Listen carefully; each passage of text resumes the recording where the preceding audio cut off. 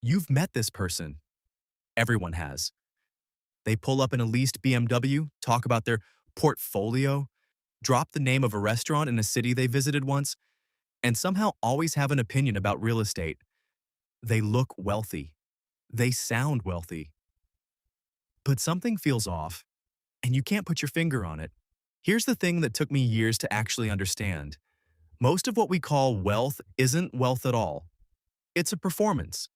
A very expensive, very convincing, very financially destructive performance. And by the end of this video, you're going to be able to spot it instantly. Not just in other people, but in habits you might recognize a little too well in yourself. I'll tell you what the single most damaging one is before we're done. But first, let me start with the one that's everywhere right now, and almost nobody's talking about. Think about your social circle for a second. Not acquaintances. The people you actually spend time with. Now ask yourself, how many of them talk about what they make but never about what they keep? That gap between income and wealth is where fake prosperity lives. Most people earning six figures are one bad month away from real trouble. Not because they're irresponsible, because they've been taught to perform success instead of build it. The first sign someone is fake wealthy? They measure their life in monthly payments. The car isn't $75,000. It's $1,100 a month. The watch isn't $8,000. It's put it on the card. The vacation isn't a budget decision. It's a vibe. When everything is framed as a payment, never as a price, the person has stopped thinking about money as a resource and started treating it as a prop. Real wealth doesn't work that way.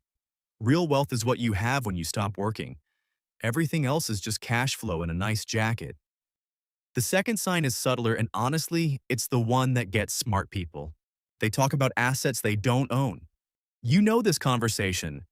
Someone mentions my crypto, $600 in a speculative altcoin they bought 2 years ago.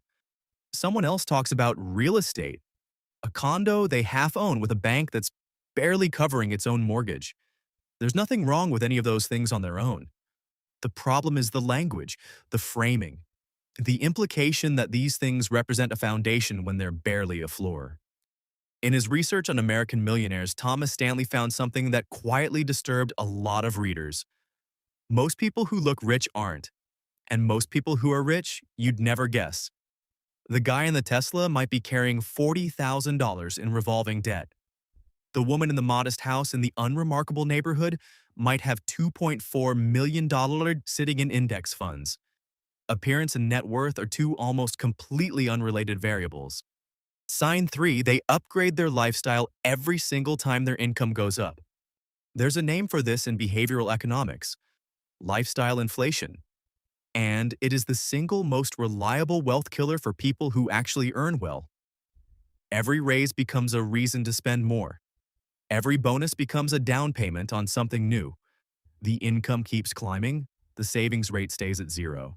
Here's what's brutal about this one. It feels like success. It looks like success. You're earning more, you're spending more, you must be doing better. But the number that actually matters, net worth, barely moves. Sometimes it goes backward. The genuinely wealthy understand something counterintuitive. The best time to build real financial security is exactly when your income jumps. Not to celebrate, not yet. To widen the gap between what comes in and what goes out. And let that gap do the quiet, boring, unglamorous work of compounding. And this one's going to hit close to home for a lot of people watching this. They're obsessed with looking like they've already arrived. There's a psychological trap that's particularly vicious for high earners in their late 20s and 30s. You've worked hard. You've made real progress. And there's this social pressure from friends, from Instagram, from the cousin who just bought a house, to signal that progress externally. The nice watch, the business class upgrade, the dinner at the place that definitely required a reservation. None of it moves the needle. All of it has a cost. And most of it is driven not by enjoyment, but by a low-level anxiety about how you're being perceived. If you're building real wealth, yeah, and you should drop a comment below if that's why you're here. The goal isn't to look like you have money. The goal is to actually have it. Those two things require almost opposite behaviors. Sign 5. Their social proof comes from stuff, not results. Real financial confidence is quiet. It doesn't need an audience.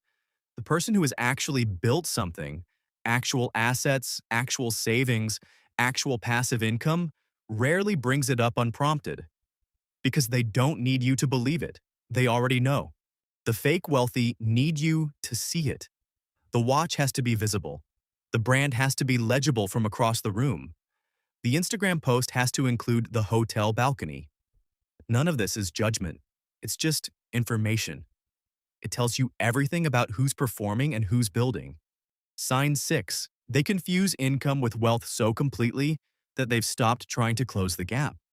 This is the one that breaks my heart a little, honestly, because you'll meet people who are genuinely earning well, $180,000, $220,000, even more, who are financially fragile.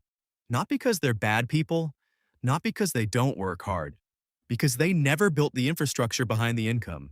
No real emergency fund, no meaningful investment account, no ownership of anything that produces returns without them having to show up. Just a salary that pays for a lifestyle that requires the salary to continue indefinitely. That is not wealth. That is a very comfortable treadmill. Sign 7. They take advice from the wrong people. Here's a pattern you'll notice once you start looking. The fake wealthy love to give financial opinions. They'll tell you which stocks to buy, which neighborhood is about to blow up, which business model is the play right now. And they'll say all of it with total confidence because confidence is part of the performance. Meanwhile, the people quietly building real financial security are usually asking questions, not giving answers. They're reading, they're learning, they're talking to people who've actually done what they want to do, not people who are simply loud about wanting to do it. Subscribe if you want to be the person asking the right questions because this channel exists for exactly that reason. Sign 8. They treat debt like income. This is the mechanism underneath most fake wealth, and once you see it, you can't unsee it. The credit line gets extended, the card gets opened, the investment property gets leveraged to the absolute ceiling. And for a while, sometimes a long while, it looks like growth. But debt isn't income. Debt is borrowed time. And borrowed time has an interest rate. The genuinely wealthy use debt strategically, intentionally, occasionally. The fake wealthy use it constantly, casually, emotionally. The difference isn't the presence of debt, it's the relationship to it. Sign 9. They have no idea what things actually cost. Not the sticker price, the real cost. What a car actually costs when you fold in insurance, depreciation, maintenance, and the opportunity cost of that capital sitting in metal instead of something that grows. What a lifestyle costs not just monthly, but over a decade. What a financial decision costs when you account for what you gave up by making it. Real wealth literacy means seeing price tags no one prints. It means thinking in total cost, not monthly payment. It means understanding that every dollar you spend is a choice between consumption today and compounding tomorrow. Most people never learn to read those invisible price tags. The fake wealthy definitely haven't. And sign 10, the one I promised, is the most dangerous one, the one that keeps people stuck longest. They believe that eventually the income will be high enough to fix everything. One more raise, one more promotion, one more deal. And then they'll start saving. Then they'll start investing. Then they'll get serious. But the income threshold never comes because the spending adjusts, because lifestyle inflates, because the performance gets more expensive every year. And suddenly they're 52 years old, earning more than they ever imagined. And the net worth conversation is one they dread having with anyone, including themselves. Here's the real truth, and I mean this not to lecture you, but because someone should have said it earlier. Wealth is not a level of income you reach. It is a set of decisions you make before the income is even high enough to justify making them. The people who start early, spend less than they earn when it's hard to, invest consistently when it's boring to, and resist the pressure to perform success. Those are the people who end up with the thing everyone else is pretending to have. The gap between looking wealthy and being wealthy is where most people spend their entire lives. You don't have to.